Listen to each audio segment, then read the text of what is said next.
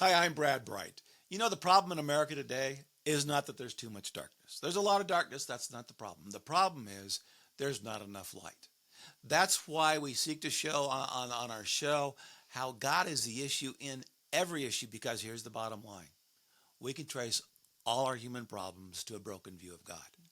You know, as the new school year is starting, and if you're a parent or a grandparent or just someone who has a child in your life that you really love, you know the challenges our children face today, every day when they walk through those school doors. In light of that, I've asked my wife, Kathy, my wife of almost 31 years, to join me to talk about the two things that you can do to set your kids up for success. Now then, just so you know why I asked her to come on, not only is she the mother of my two children, but she's also the national director of Discover God for Kids and has been for, 15, 20 years now. So she's been thinking about this for a long time and helping parents to actually accomplish the goals they want to accomplish with their kids. So, Kathy, why is this conversation so important?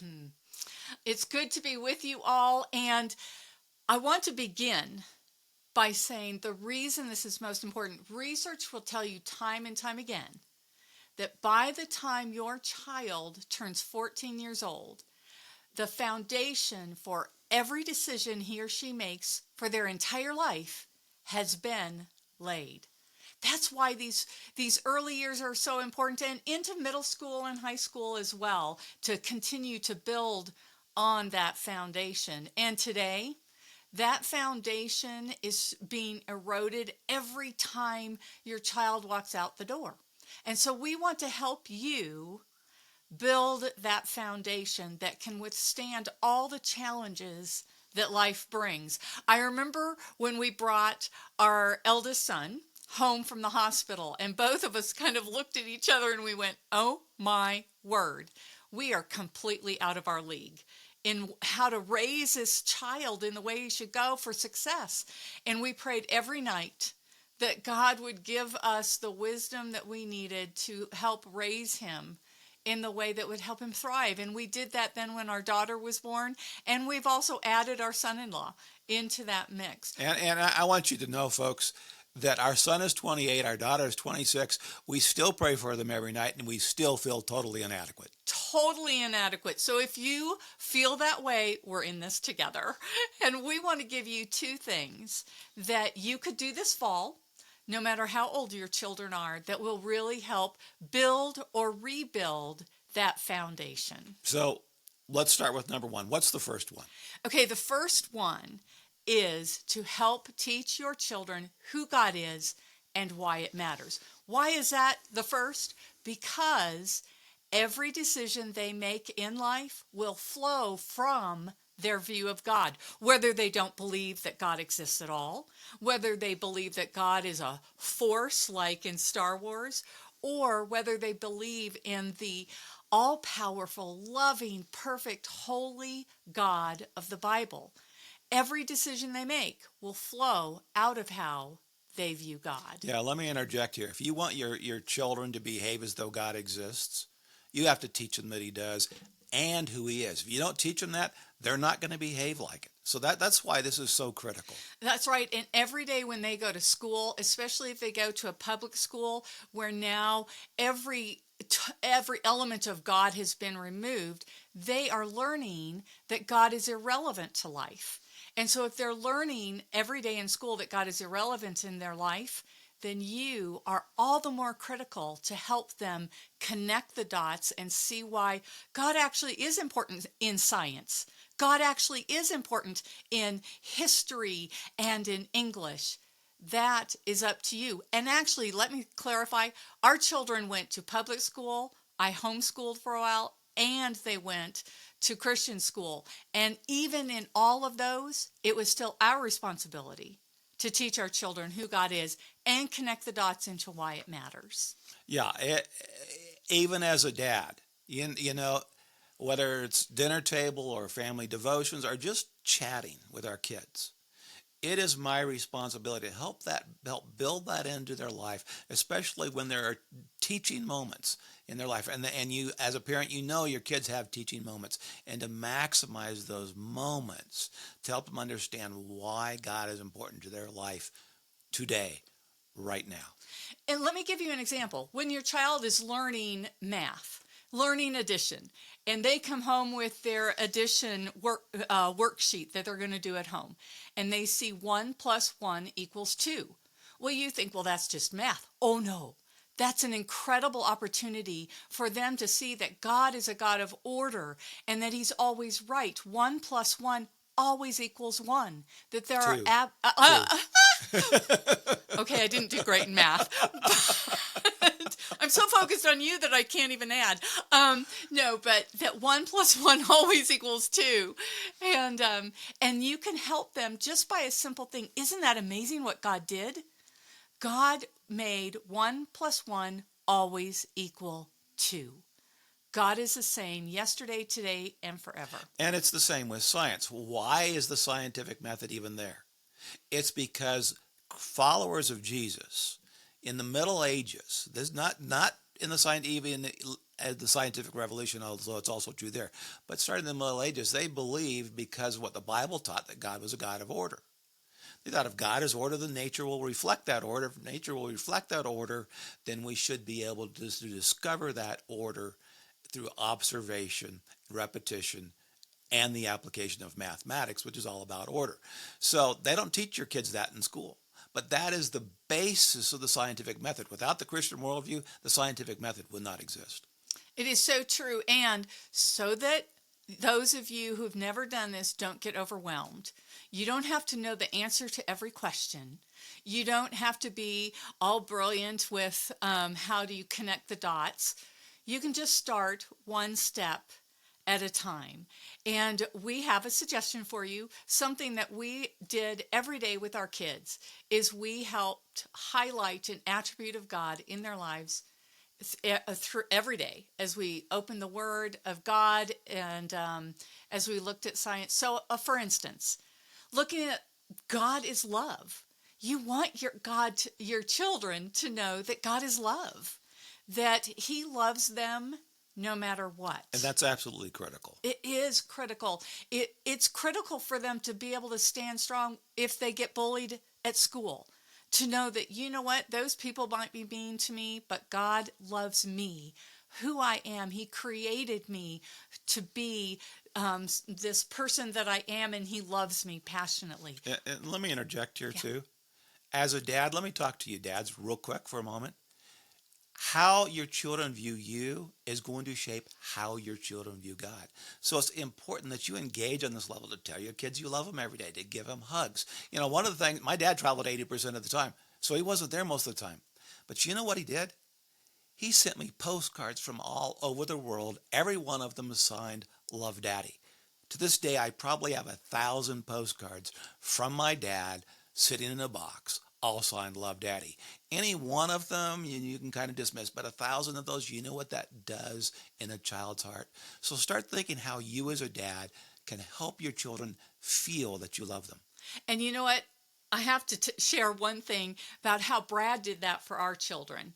He was committed from the moment they were born that if he ever had to discipline them, and especially our daughter, but our son as well, that after disciplining them, he would spend time with them, he would hug them, he would be with them to let them know their dad loved them.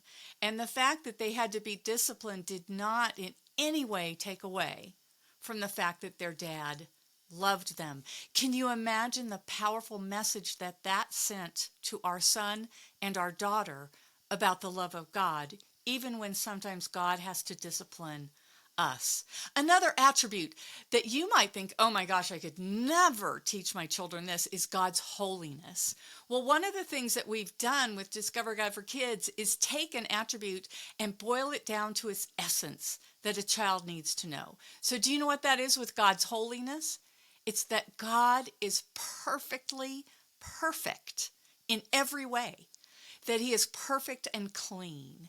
And the power of a child understanding that God is perfect translates into every other attribute. His love is perfect. His power is perfect. Everything God does is perfect. So they can always count on that because God is perfectly perfect.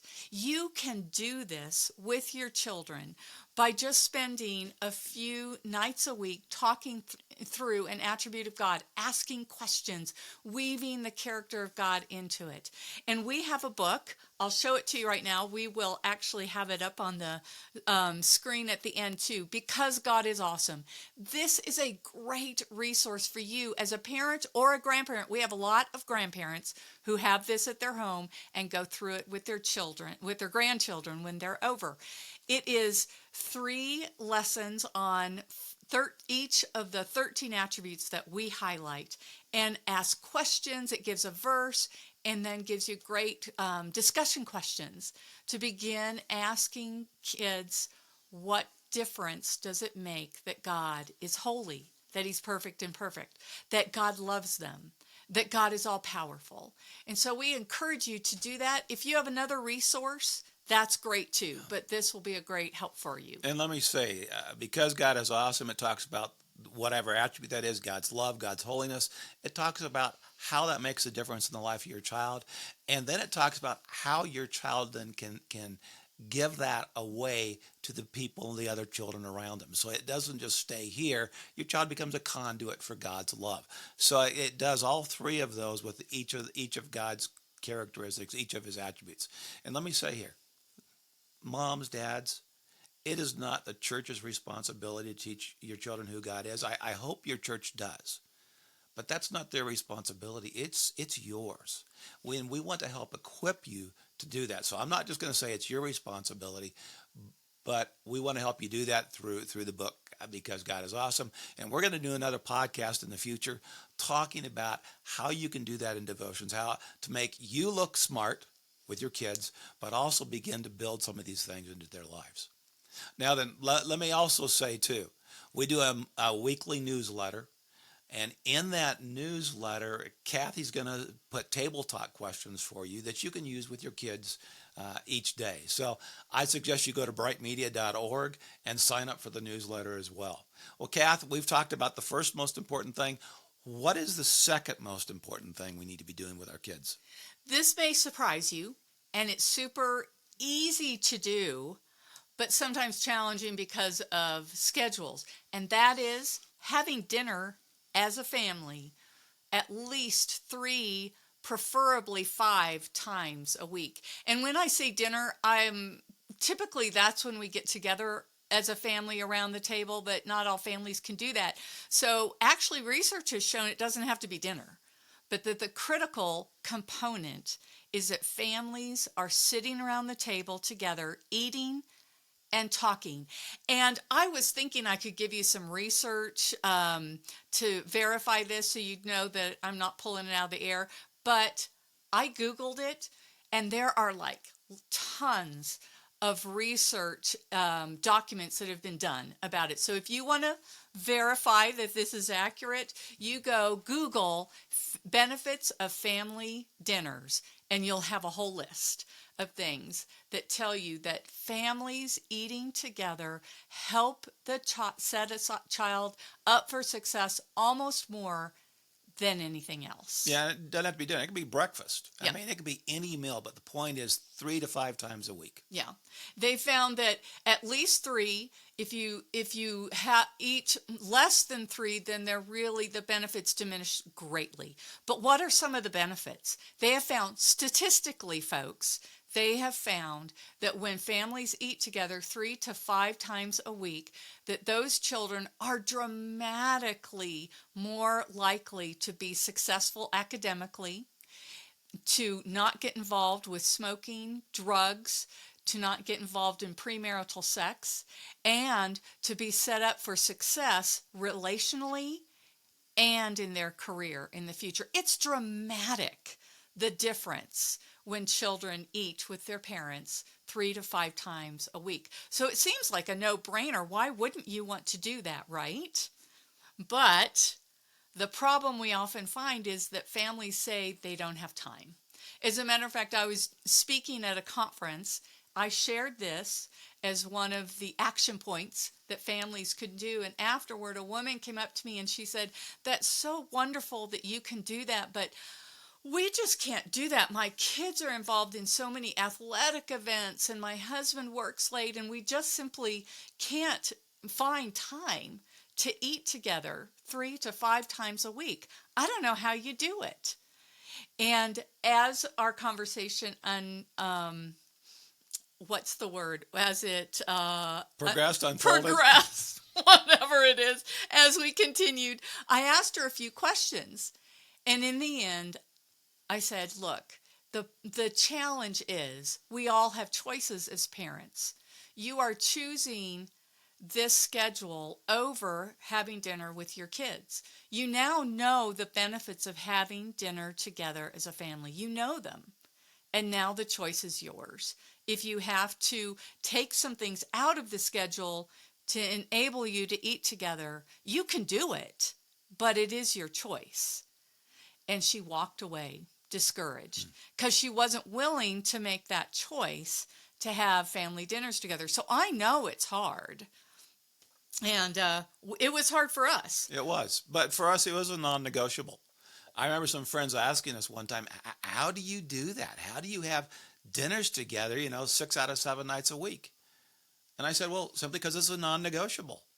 That's the non-negotiable. Everything else is negotiable.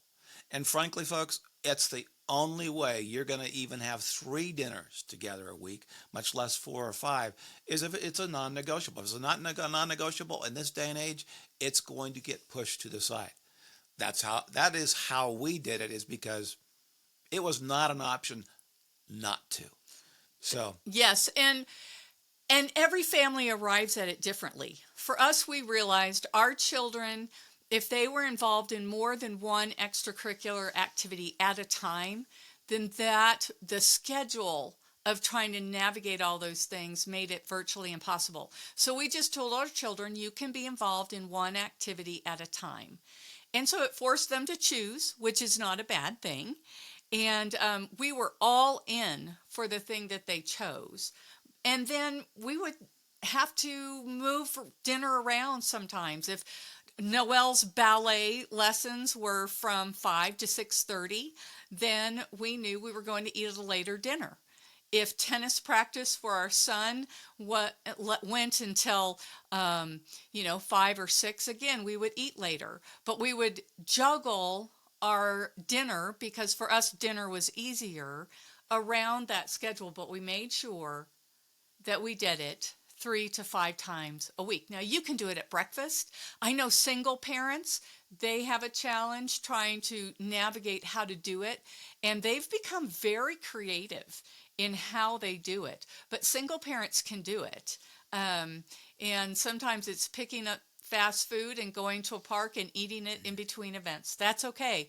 Not ideal, but hey, you have to do what works for you. The key is that you eat together, and during those times that you talk about what went on in your day, what was good, what was bad, what did you learn, you talk about things, and your children then from those conversations, the research has shown that they develop a strong family bond, and they develop relational skills, all kinds of things that happen without you even being aware. Yeah, and let me jump in here too. My dad traveled 80% of the time, because I know some of you are thinking, well, my husband, my wife travels a lot. Well, my dad traveled 80% of the time. So here's what we did. When he was home, even if he had to speak in the evening, we'd have an early dinner so Dad could be at dinner. If something was going on in the office, so he's going to be late, my mom delayed dinner. But now, the 80% of the time he was gone, what did we do? We still had family dinner with my mom. And we had those conversations around the table. So some people are single parents. I mean, my mom was a single parent 80% of the year, all my growing up years. So even as single parents, you can still do it. You can still sit down around the table, have those conversations. And that is so important to my development growing up, is I heard from my parents, from my mom most of the time, but when my dad was home, he made it a point to be home for dinner when he was in town. So that it's critical, absolutely critical. So whatever kind of lifestyle you guys have, you just need to adapt around it and get a little creative. Yes, and we want to help you with that. And those table talk questions Brad mentioned earlier, they're great to incorporate into those meal times or around the table. Those questions will help jumpstart conversations about their day and how God is relevant to their day, or connecting the dots for your kids. What happened at school and connecting it with the character of God. We want to be a great resource for you to help you do that. So I encourage you, as you're planning your fall semester, will you look at your schedule and say, I want to make sure we eat together 3 to 5 times a week. How are we going to get that done? And will you commit to at least, at minimum, begin praying, God, how do I help my children understand who you are and why it matters in their life? Will you do those two things? If you do, you will have taken a huge step in laying a foundation for your children that will stand firm no matter what life may bring. And let me say, it is your responsibility to be the parent. That God gave these kids to you so that you would parent them. It is also your responsibility to teach your kids who God is. It's not your church's responsibility. Well, it is, but it's primarily your responsibility. If they're in a Christian school, it's not the Christian school's responsibility to teach them who God is. I hope they do. It is your responsibility. God gave you that responsibility. And again, we're going to do a podcast later on where we're going to unpack this a little more to help you become better at that. Just give you some very practical tools that you can use every day. So let me go back again and encourage you to go sign up for the newsletter at brightmedia.org. That's brightmedia.org, and Kathy is going to put table talk questions in there for you each week that you can use, probably 3 a week, that you can use around the dinner table to help engage your kids in that spiritual conversation about who God is and why it matters. And some of them will just be fun. But the point is, over a long period of time, extended period of time, you'll be able to build your values and a proper view of God into your kids' lives. And also remember, because God is awesome in the book, we offer that to help you teach your kids who God really is. So thank you for joining us today. And Kathy, thank you for joining me today. This has been kind of fun. This is the first time we've done it together. So it's kind of like, okay, how do we do this together? But it's been fun doing this. And we're so grateful that you joined us. Thank you so much, and we'll be back again probably in about a month, two of us together, to talk about more things you can do to help your kids understand who God is and why it matters, because we believe God is the issue in every issue. Thanks much, folks.